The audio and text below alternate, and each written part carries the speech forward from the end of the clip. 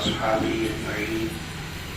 أما بعد فقد قال الله تبارك وتعالى في كلامه القديم: أعوذ بالله من الشيطان الرجيم. بسم الله الرحمن الرحيم. يا أيها الناس اتقوا ربكم الذي خلقكم من نفس واحدة وخلق منها زوجها وبث منهما رجالا كثيرا ونساء واتقوا الله الذي تساءلون به والأرحام إن الله كان عليكم رقيبا. قال النبي صلى الله تعالى عليه وسلم: والله إني لأخشاكم لله وأتقاكم له لكني أصوم وأفطر وأصلي وارقدوا إلي وتزبدوا النساء فمن رغب عن سنتي فليس مني. آمنت بالله صدق الله العظيم وبلغنا رسوله النبي الأمين الكريم ونحن على ذلك لمن الشاهدين والشاكرين والذاكرين والحامدين والحمد لله رب العالمين. اللهم صل على سيدنا محمد النبي الأمي وعلى آله وأهل بيته وأصحابه وبارك وسلم وسلم عليه وآله أجمعين. دل میں ہو یاد تیری گوشۂ تنہائی ہو، دل میں ہو یاد تیری گوشۂ تنہائی ہو، پھر تو خلوت میں عجب انجمن آرائی ہو، اور سارا عالم ہو مگر دیدہ دل دیکھے تجھے، سارا عالم ہو مگر دیدہ دل دیکھے تجھے، انجمن گرم ہو اور لذت تنہائی ہو۔ آج جو عیب کسی پر نہیں کھلنے دیتے، آج جو عیب کسی پر نہیں کھلنے دیتے، کب وہ چاہیں گے میری حشر میں رسوائی۔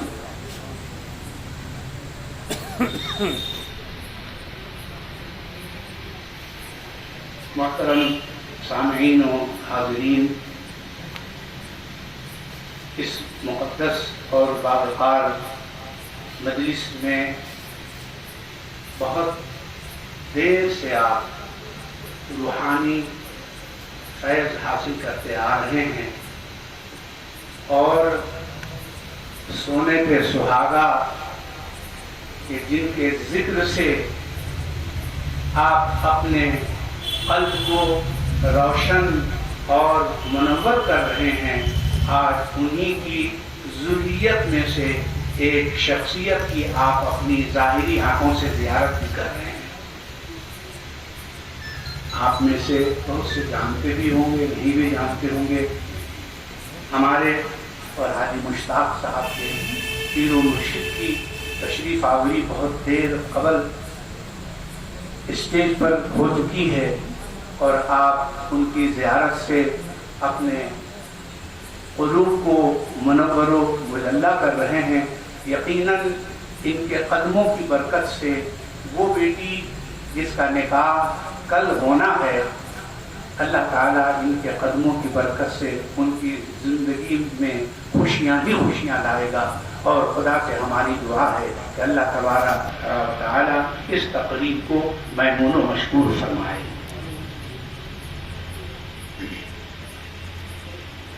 انسانی زندگی گزارنے کے دو طریقے ہیں۔ بہت وقت آپ کا ہم نہیں لیں گے، بہت کم وقت میں انشاءاللہ کوشش ہوگی کہ چند ضروری باتیں آپ کی ہم گوشے گزار کریں۔ نکاح بھی زندگی کے پاکیزگی کو نکھارنے کی ایک چیز ہے۔ اب میں نے عرض کیا کہ اس زندگی کو گزارنے کے دو راستے، ایک وہ راستہ ہے جسے اللہ تبارک و تعالی نے ہمارے اور آپ کے لیے پسند فرمایا، اور ایک وہ راستہ ہے جو ہمارا خود تیار کردہ راستہ ہے۔ ہم نے اپنی زندگی کو گزارنے کے لیے اپنے طرف سے جو راستے مقرر کیے وہ ہمارا تیار کرتا راستہ ہے، لیکن انبیاء اور رسول کی جماعتیں جو اس خاکدان گیتی پہ تشریف لاتی رہی، وہ ایک پیغام دینے کے لیے اس کائنات میں آتے رہے ہیں۔ حضرت آدم سے تا عیسیٰ مریم سارے نبی تھے، ان کے تعلق سب نے ڈھونڈا، ان نے پایا صلی اللہ علیہ وسلم۔ تمام انبیاء کرام اس کائنات میں تشریف لائے تو انہوں نے اسی راستے کا ذکر کیا جو اللہ تبارک و تعالیٰ کا طے کردہ راستہ، اور ایک وہ راستہ ہے جسے ہم نے اپنے طور پہ اخذ کیا۔ اسی لیے یہ فرق ہے، مسلمان میں فرق۔ ابھی پیشرو مقرر نے بڑی تفصیل سے اس کو آپ کے سامنے واضح کیا۔ ایک شعر انہوں نے پڑھا، خوشا مسجد و مدرس و خانقاہ کے دربہ بوت کیلو قال محمد۔ انہوں نے یہ کہا کہ 3 ادارے ایسے تھے جس سے ہم کو سبق ملتی رہی ہے اور جس سے ہم اپنے ایمان میں تازگی لاتے رہے ہیں۔ اس میں سے ایک ہے مدرسہ، ایک ہے خانقاہ شریف، اور خوشا مسجد و مدرس و خانقاہ، مسجد، مدرسہ اور خانقاہ، یہ 3 ادارے ایسے ہیں۔ دیکھیے، کیونکہ ہم اس سلسلے سے وابستہ ہیں، اس لیے اس ٹاپک پہ ایک بات ہمارے ذہن میں آ گئی کہ خانقاہ سے وابستہ ہونے میں کیا فرق ہے۔ نکاح کی محفل ہے، نکاح کیا ہے؟ نکاح سے جو سب سے ظاہر فائدہ ہے وہ ہے نفس کو کنٹرول میں کرنے کا ایک ذریعہ۔ ایسے اس کے بہت سارے فوائد ہیں، اس پہ اگر گفتگو ہو تو بہت وقت لگے گا۔ ہم خالی اشارتاً چند باتیں آپ کے گوشے گزار کرنے کی کوشش کریں گے انشاءاللہ۔ اگر ذہن میں باتیں رہ گئیں جو ہم عرض کرنا چاہتے ہیں تو نفس کو کنٹرول کرنا۔ اب دیکھیے، نکاح سے بھی نفس کنٹرول ہوتا ہے، لیکن بات کیونکہ ہم نے کہا کہ ہم لوگ خانقاہی آدمی تو ایک بات یاد آ گئی اپنی خانقاہ سے متعلق۔ خانقاہ وجیبیہ، جہاں جس خانوادے کے چشم چراغ آج ابھی آپ کے آنکھوں کے سامنے ہیں، اس خانقاہ کے بانی کا نام ہے حضرت تاج العارفین سیدنا پیر مجیب اللہ قادری خود تصرف اللہ۔ اصلاح کی ضرورت ہے۔ آج کے دور میں اپنے آپ میں آدمی پریشان ہے، اپنے سے فرصت ملے، اپنی ضرورتیں پوری ہوں کیسے، اس کی فکر ہوتی ہے۔ مگر پیشو مقرر نے چونکہ خانقاہ کا نام لے دیا تھا تو تھوڑی سی مدد ہم کو بھی ہوگی کہ خانقاہ ہی لوگ حضرت تاج العارفین جن کا نام ابھی ہم نے آپ کے سامنے پیش کیا، خانقاہ وجیبیہ فلواری شریف پٹنے میں، کیونکہ آپ میں سے اکثر لوگوں کا تعلق بہار سے ہے، اس لیے پٹنہ کوئی غیر مانوس نام آپ کے لیے نہیں ہوگا، اور اس پٹنے میں ایک قصبہ فلواری شریف کا ہے۔ یہ فلواری، اس کی مقبولیت کا ہم کیا ذکر کریں آپ سے؟ ہاں، یہ تو کہہ سکتے ہیں کہ جو بارگاہ نبوی میں مقبول ہو اس کی مقبولیت پہ شک کی کوئی گنجائش نہیں۔ اس قصبے کی مقبولیت کا یہ عالم ہے کہ جو بات ہم بتانا چاہ رہے تھے وہ ابھی رہنے دیجیے، ہم اس کے پہلے ایک بات اور بتا دیتے ہیں۔ ایک صاحب ہیں میر غلام علی، وہ صاحب کشف بزرگ آدمی تھے، تصفیہ قلب کیے ہوا آدمی تھے، نہایت ہی زاہد اور پاک صاف شفاف آدمی، خدا رسیدہ آدمی تھے، لیکن ان کے دل میں ایک تڑپ تھی کہ اس کو تکمیلی منزل تک پہنچانے کے لیے کسی شیخ کامل کی ضرورت ہے۔ جب تک کسی شیخ کامل کی نگرانی اور نگہبانی نہیں ہوگی یہ راستہ اتنا آسان نہیں ہے۔ انہوں نے کہا کہ صرف دین سیکھنا آسان نہیں، یہ بھی انہوں نے کہا تھا، ابھی پیشن مقرر سے بات سچی بھی ہے، ہم اس سے بھی اونچی بات کہہ رہے ہیں کہ جب دین سیکھنا آسان نہیں ہے تو عرفان الہی کا حاصل کرنا تو آسان ہے، یہ تو اور اس سے بھی سخت منزل ہے۔ تو کوئی چاہیے جو نگراں ہو، کوئی چاہیے جو محافظ ہو، کوئی چاہیے جو نگرانی اور اپنی حفاظت میں تمام منازل کو طے کراتے ہوئے بارگاہ الہی تک پہنچائے۔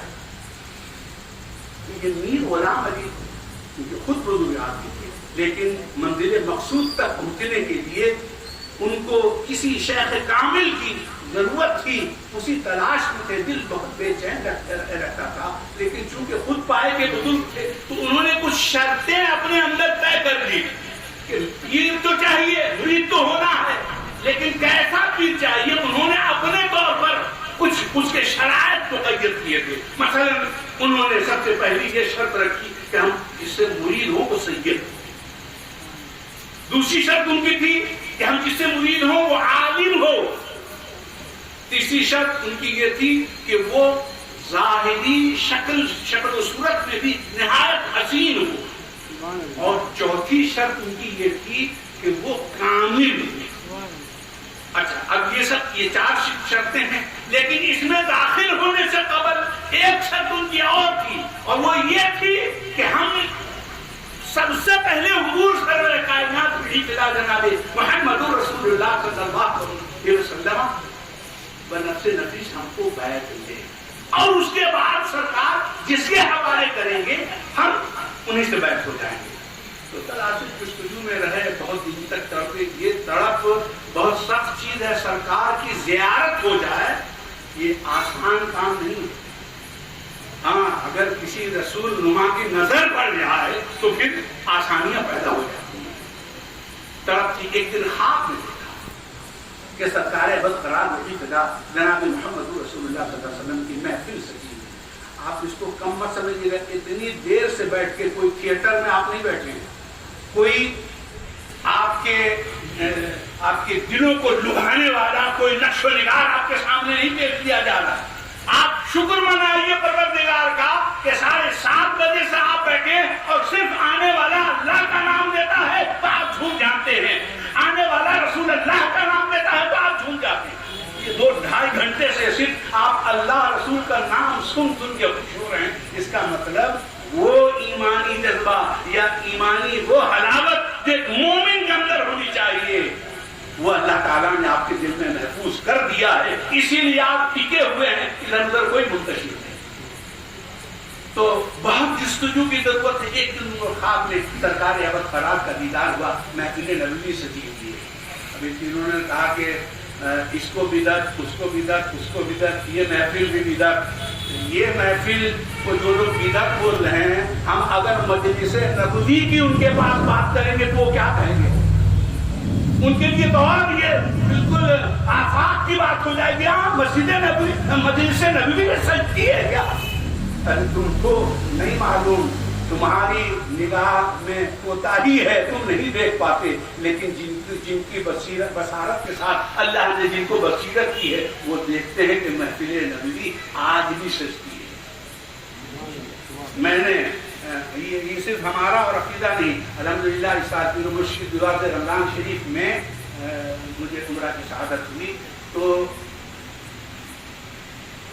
ریاض الجنہ کے قریب میں جو چھتری ہے، افطار کے وقت میں وہاں بیٹھے تھے 2 آدمی، یا انڈین ہوں گے یا پاکستانی ہوں گے، وہ آپس میں کچھ تیز آواز میں بات کر رہے تھے، سامنے دسترخوان لگا ہوا ہے، لوگ تیاری کر رہے ہیں، وہ 2 آدمی زور زور سے بات کر رہے ہیں، تو 4 مدنی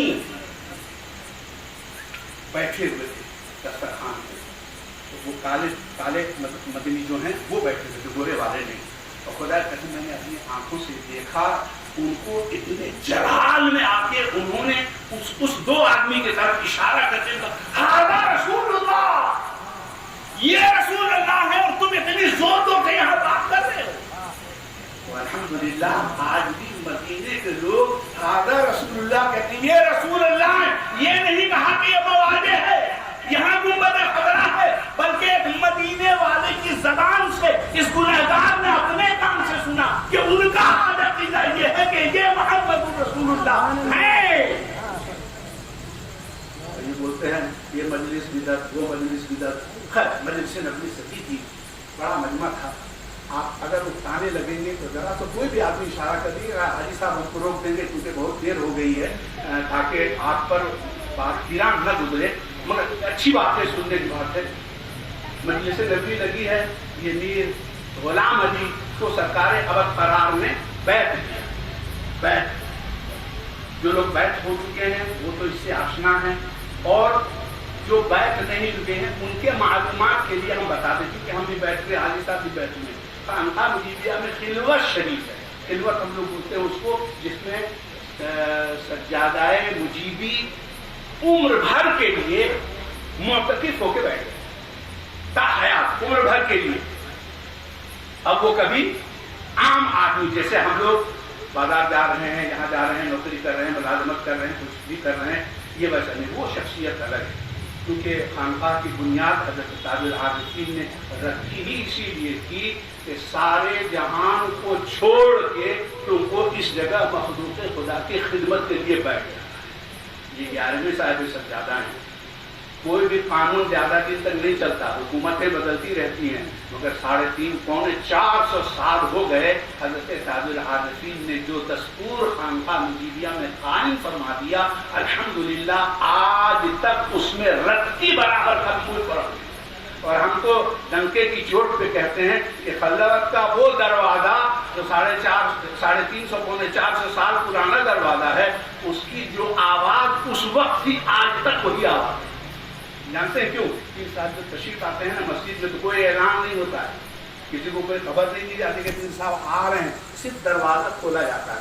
تو دروازہ کھلتا ہے تو گویا دروازے نے جو آواز لگائی تھی حضرت تاج العارفین کے زمانے میں، آج تک وہی دروازے کی آواز ہے۔ ایک عجیب سی آواز ہوتی ہے، ایک آہٹ ہوتی ہے، سارے مسجد میں لوگ، اگر ہزاروں کی تعداد میں بھی تمام مسجد میں لوگ موجود ہیں تو سب مطلع ہو جاتے ہیں، سب کو خبر ہو جاتی ہے کہ صاحب سجادہ تشریف لا رہے ہیں۔ تو بیعت کی بات ہم بول رہے تھے، تو پیر صاحب جب بیعت کرتے ہیں تو کچھ کلمات پڑھاتے ہیں، اور اس کے بعد اپنے ہاتھ پر مرید کا ہاتھ رکھ کے اس وقت کو توبہ کراتے ہیں۔ وہ بڑا لطیف لمحہ ہوتا ہے، بڑا مقبول لمحہ ہوتا ہے، اور بڑے تیزی سے وہ وقت گزر جاتا ہے۔ خالی اتنا کہا جاتا ہے کہ اپنے تمام گناہوں سے توبہ کرو۔ خدا جانے وہ اسپرٹ کہاں سے آ جاتی ہے، ارے 22 سال 25 سال 40 سال ہم نے گناہ کیا ہے، اور چند لمحے چند سیکنڈ عنایت کی جاتی ہے، وہ کہا جاتا ہے توبہ کرو اپنے تمام گناہوں سے۔ تو اس وقت ہاتھ پہ ہاتھ رکھ کے، آپ جانتے ہیں ایسا ہاتھ پہ ہاتھ کیوں رکھا جاتا ہے؟ یہ ایک سلسلہ ہم لوگ کا شجرہ ہوتا ہے، اس شجرے میں تمام بزرگوں کے نام ہیں، تمام پیر صاحبان کے نام ہیں کہ حضور صلی اللہ علیہ وسلم کے نائب کون ہوئے، پھر ان کے نائب کون ہوئے، پھر ان کے نائب کون ہوئے، پھر ان کے نائب کون ہوئے۔ یعنی سرکار نے ایک کے ہاتھ پہ ہاتھ رکھا، ان کے ہاتھ پہ دوسرے نے رکھا، دوسرے کے ہاتھ پہ تیسرے نے رکھا، تیسرے کے ہاتھ پہ چوتھے نے رکھا، یہاں تک کہ اور سلسلوں میں بھی یہ باتیں ہوں گی، ہم کو اس سے ابھی غرض نہیں۔ ہم خانقاہ مجیبیہ کی بات بول رہے ہیں کہ حضرت تاج العارفین کے خانقاہ میں وہ سلسلہ آج تک قائم ہے کہ ہاتھ پہ ہاتھ رکھ کے بیعت لی جاتی ہے اور توبہ کا موقع دیا جاتا ہے۔ وہ ایک مقبول لمحہ ہوتا ہے، اور بڑی ندامت اور بڑی عاجزی اور بڑی انکساری کے ساتھ چند لمحوں میں آدمی تائب ہو جاتا ہے اپنے تمام گناہوں سے۔ اور میرا یقین و عقیدہ ہے کہ وہ جو لمحہ ہوتا ہے جب ہم پیر کے ہاتھ پہ ہاتھ رکھ کے توبہ کرتے ہیں، تو بھلے ہی اور زندگی میں ہماری توباؤں کو اللہ تعالیٰ قبول کرے یا نہ کرے، لیکن وہ مقبول لمحہ ایسا ہوتا ہے کہ پیر کے ہاتھ کی برکت سے یقیناً میرا ایمان کامل ہے کہ اللہ تعالیٰ اس وقت کے توبہ کے ہمارے قبول کرے۔ تو سرکار نے ان کی بیعت لی، میر غلام علی صاحب کی بیعت لی، اور اس کے بعد سرکار احمد کرار نے اس کا ہاتھ پکڑ کے حضرت غوث اعظم کے ہاتھ میں ان کا ہاتھ دے دیا۔ حضرت غوث، آپ دیکھیے محفل نبوی ہے، وہاں سرکار غوث انام کا موجود ہونا بھی اس واقعے میں شامل ہوا۔ پھر حضرت غوث پاک نے ان کا ہاتھ کسی ایک ایسے کے ہاتھ میں دیا جن کو میر غلام علی صاحب نے کبھی دیکھا نہیں تھا، اور اس کے بعد آنکھ کھل گئی۔ تو رسول نے تو مرید کر لیا، غوث پاک کے ہاتھ میں دیا، اب فکر یہ ہوئی کہ غوث اعظم نے جن کا ہاتھ پکڑایا وہ کون تھا، ان کو تو کہیں ہم نے دیکھا ہی نہیں۔ آنکھ کھل گئی۔ اب اس کے بعد ان کو فکر ہوئی، کہاں کہاں انہوں نے تلاش کیا، کہاں کہاں کا سفر انہوں نے نہیں کیا، تمام جہاں جہاں درویش کا پتہ ملے، جہاں شیخ کا پتہ ملے وہاں چلے جاتے تھے، جا کے دیکھتے تھے، دل کہتا تھا یہ وہ تو نہیں ہے، یہ وہ تو نہیں ہے، گھومتے گھماتے وہ پھلواری شریف پہنچے۔ پھلواری شریف جب پہنچے تو انہوں نے جب خانقاہ مجیبیہ کو دیکھا تو دل نے گواہی دیا کہ یہ وہی مکان ہے جس مکان میں سرکار ابد قرار تشریف رکھتے ہیں۔ تو مکان تو ہم نے کہا اس قصبے کی مقبولیت کا یہ عالم ہے کہ سرکار ابد قرار کی مجلس لگتی ہے پھلواری شریف، یہ تو ثابت ہے بھی میر غلام علی کے خواب سے۔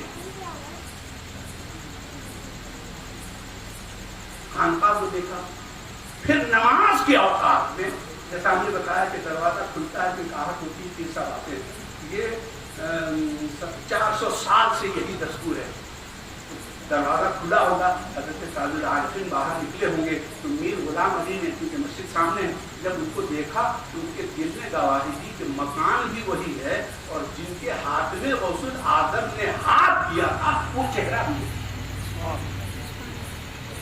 کیا مقبولیت ہے، چہرہ بھی وہی ہے۔ دو چیزیں تو مل گئی، ایک تو وہ مکان مل گیا اور وہ مل گئے جن کے ہاتھ میں غوث الاعظم نے ہاتھ دیا تھا۔ ایک بات یہ بتانے لگا، اور بھی پیر صاحبان ہیں لیکن ہم کو فخر اس بات پر ہے کہ ہمارے پیر وہ پیر ہیں کہ جن کو مرید ہونے کے لیے غوث الاعظم ہاتھ پکڑا کے حضرت تاج العارفین کے ہاتھ میں دے۔ ہم کو فخر ہے اس بات پر کہ ہم اس خانقاہ سے وابستہ ہیں کہ جہاں مرید ہونے کے لیے غوث الاعظم ہاتھ پکڑا کے پہنچاتے ہیں۔ دو چیزیں تو ہو گئی، نماز کے اوقات گزرے، انہوں نے حضرت تاج العارفین کے بارے میں پتہ کرنا شروع کیا۔ پہلی بات تو یہ کہ وہ سادات ہوں، سید ہوں، یہ شرط تھی۔ تو حضرت سے جب دریافت فرمایا گیا تو فرمایا گیا کہ زینبی جعفری ہوں۔ ایک بات مل گئی، علم کے بارے میں جو ان کی شرط تھی دریافت کیا تو بتایا گیا کہ بنارس میں حضرت مولانا وارث رسول نما بنارسی قدس سرہ سے ہم نے تکمیل کی ہے۔ دو چیزیں مل گئی۔ اب تیسری بات رہ جاتی ہے خوبصورت، جو چہرہ نگاہوں کے سامنے تھا، دل نے کہا کہ اگر یہ خوبصورت نہیں تو پھر حسن ہے کیا۔ اب چوتھی بات یہ رہ جاتی ہے کہ وہ کامل ہو، تو یہ تو ان کے بس کی بات نہیں تھی، لیکن ان کے دل نے یہ گواہی دی کہ یہ چہرہ کسی جھوٹے کا نہیں ہو سکتا ہے، یہ کسی ناقص کا چہرہ نہیں ہو سکتا ہے۔ یہاں پہ ایک بات آپ یہ نوٹ کر لیجئے، ہر انسان اپنے وجود میں ناقص ہے، اس کی تکمیل اس وقت ہوتی ہے جب اس کا رشتہ اللہ اس کے رسول سے جڑ جاتا ہے، ورنہ ہر انسان ناقص ہے، سب میں عیب ہے، کوئی پائے تکمیل کو نہیں پہنچا، یہاں تک کہ اللہ اور اس کے رسول سے اس کا رشتہ جڑ جاتا ہے، پھر وہ مکمل ہو جاتا ہے۔ تو حضرت میر غلام علی پھر عشاء کی نماز کے بعد ان کو داخل سلسلہ کر لیا گیا۔ تو بات یہاں سے شروع ہوئی تھی کہ نگاہ سے نفس میں کنٹرول پیدا ہوتا ہے، اور ہم نے یہ کہا تھا کہ کیا خانقاہ سے بھی اس کا کوئی تعلق ہے، تو وہاں پہ ہم نے عرض کیا تھا کہ ایک بات ذہن میں آ گئی جو ہم آپ کو بتا دیں۔ تو اب میر غلام علی کا تعارف کرانے کے لیے اتنی دیر تک آپ کو یہ باتیں بتانی رہتی ہے۔ ایک بات، اب کیونکہ مرید ہو گئے، خوب خدمت میں رہتے تھے، اور میر غلام علی مجرد تھے، انہوں نے اپنی زندگی گزاری۔ حضرت تاج العارفین نے ان کو ایک بار بازار سے گھی لانے کی، بازار سے گھی خرید کے لانا، یہ گھی لانے کے لیے جب چلے گئے بازار میں تو ایک فاحشہ عورت تھی، اس نے ان کو چھیڑنا شروع کیا۔ ایک جگہ کچھ تماشا ہو رہا تھا، بہت سارے لوگ دیکھ رہے تھے، تو میر غلام علی بھی ایسے جھانکتے ہوئے وہاں چلے گئے۔ اس فاحشہ عورت نے، چونکہ وہ پہلے سے عاشق تھی، وہ چاہتی تھی کہ یہ ہمارے قریب آئیں، اور اس محفل میں اس کی جب نظر پڑ گئی تو وہ بغل میں آ کے کھڑی ہوئی۔ بغل میں جب آ کے کھڑی ہوئی تو یہ چونکہ خود متقی، خود زاہد تھے، اور پھلواری کے زہد کے بارے میں حضرت فقہ پھلواری فرماتے ہیں کہ گہوار ہے زہاد رہی پھلواری، ایک خطہ بغداد رہی پھلواری، اور تھے مہر مہو بدر و عما، بدر و مجید، ہر دور میں آباد رہی پھلواری۔ وہاں کا زہد، وہاں کا تقوی، وہاں کی پرہیزگاری. حضرت میر غلام علی نے جب دیکھا تو وہ وہاں سے کھینچ کے ہٹ گئے. وہ عورت اور قریب آئی، پھر وہاں سے بھاگے اور قریب آئی تو حضرت میر غلام علی سے پھر انہوں نے دوڑنا شروع کیا. وہ دوڑے وہاں سے، لیکن بھاگتے بھاگتے وہ عورت پہنچ گئی وہاں اور اس نے گھی میں انگلی بھی اپنی ڈالی. بھاگے بھاگے وہاں سے وہ خانقاہ شریف آئے اور خلوت میں جب انہوں نے پیش کیا تو حضرت تاج العارفین کا چہرہ بالکل متغیر تھا اور ارشاد فرمایا کہ اگر تمہارے طرف سے ذرہ برابر بھی میں میدان اس عورت کی طرف پاتا تو تم دیکھتے کہ تمہارا کیا ہوتا. اور یہاں تک فرمایا ہی تو لے آئے ہو لیکن نجس انگلی ڈلوا کے لے آئے ہو. کتنی نگاہ تھی ان کی، کیسی نظر تھی. پیر خلوت میں ہیں، مرید شہر میں ہے، بازار میں ہے، اس کے ساتھ جو حالات و واقعات ہوتے ہیں اس پر بھی پیر کی نگاہ ہوتی ہے. اسی لیے کہا جاتا ہے کہ کسی سچے کے ہاتھ پر اپنا ہاتھ، تاکہ تمہارا نگراں ہو جائے، تاکہ تمہارا محافظ ہو جائے، تاکہ تمہیں کوئی کنٹرول کرنے والا ہو جائے. جہاں تمہارے قدم ڈگمگائیں وہیں تم کو ہو کوئی ہو جو تم کو ہوشیار کر دے اور تمہارے ذہن و دماغ کو گناہ سے پھیر کے دینداری کی طرف لے آئے. یہ نکاح جو ہے، یہ نکاح رسول پاک صلی اللہ علیہ وسلم کی سنت ہے اور اسی سنت، قرآن اور حدیث اور دین کو سمجھانے کے لیے یہ مجلسیں بھی ہیں. تو یہ مجلسیں جو ہیں وہ چند لمحوں کی ہوتی ہیں اور خانقاہیں جو ہوتی ہیں وہ مستقل اصلاح و ہدایت کا کام انجام دیتی ہیں. 350 پونے 400 سال سے خانقاہ وجیدیہ اسی کام میں لگا ہوا ہے. صاحب سجادہ کا اور کوئی کام نہیں. حاجی مشتاق صاحب ویسے ہی دیوانے نہیں ہیں، انہوں نے اپنی ماتھے کی آنکھوں سے خانقاہ کے بزرگوں کو، خانقاہ کے صاحب سجادہ کو اور خانقاہ کے معمولات کو اپنی آنکھوں سے دیکھا ہے. وہ دنیا کچھ اور ہے اور وہاں سے باہر کی دنیا کچھ اور ہے. اللہ والوں کی جو نگاہیں ہوتی ہیں، ان کا جو طور طریقہ ہوتا ہے، وہ در نہیں بناتے. قومیں جو ہیں وہ در بناتی ہیں، مگر اللہ والے جو ہیں وہ دل بنانے کا کام کرتے ہیں. وہ چاہتے ہیں کہ خدا کے بندوں کا دل بن جائے. اگر دل بن جائے گا تو پھر ہر چیز میں بیٹی کی شادی کی بات آئے گی. تو ابھی تو آپ نے بیٹیوں کی فضیلت اور بیٹیوں کی قدموں کی برکتیں آپ نے بہت دیر سے سماعت فرمائی. جس حضرت موسیٰ علیہ السلام نے اللہ تعالیٰ سے پوچھا، اے اللہ جب تو خوش ہوتا ہے تو کیا کرتا ہے؟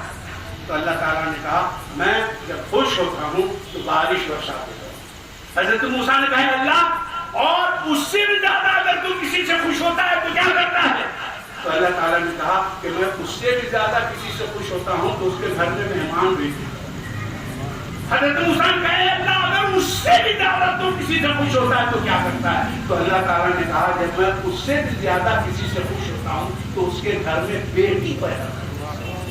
اتنی بڑی نعمت بیٹیاں جن کے قدموں کی برکتوں سے آپ اپنے پریکٹیکل لائف میں اس کو چیک کیجئے گا. آپ پریشان ہیں، سسرال سے بیٹی 100 دن کے لیے آپ کے گھر میں آ جائے، یقین ہے اور آپ اس کا تجربہ کرتے ہوں گے کہ اس بیٹی کے آ جانے سے گھر کا ماحول بالکل بدل جاتا ہے.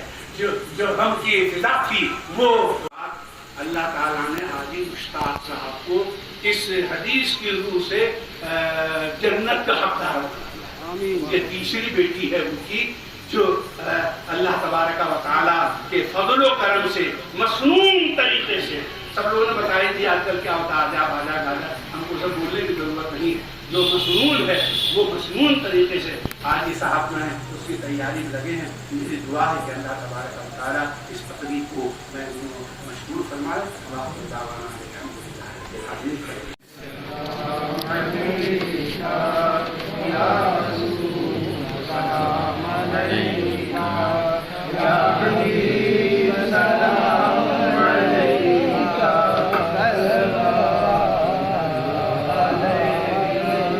یا حبیبی یا رسول اللہ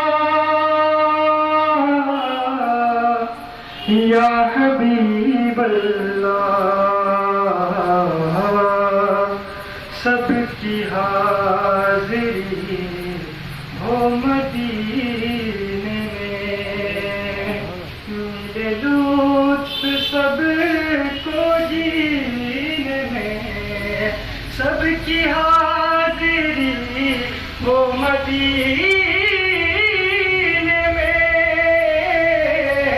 ملے لطف سب کو جینے میں، تیرا نور ہو سب کے سینے میں، تیرا نور ہو سب کے سینے میں، میری اس دعا کا سلام دو یا نبی، سلام علیکہ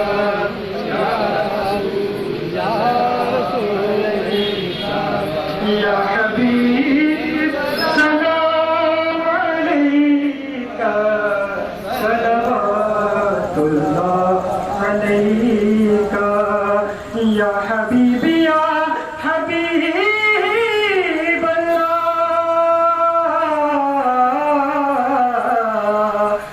یا نبی اللہ، کہاں جاؤں چھوڑ کے در تیرا، کہاں جاؤں چھوڑ کے در تیرا،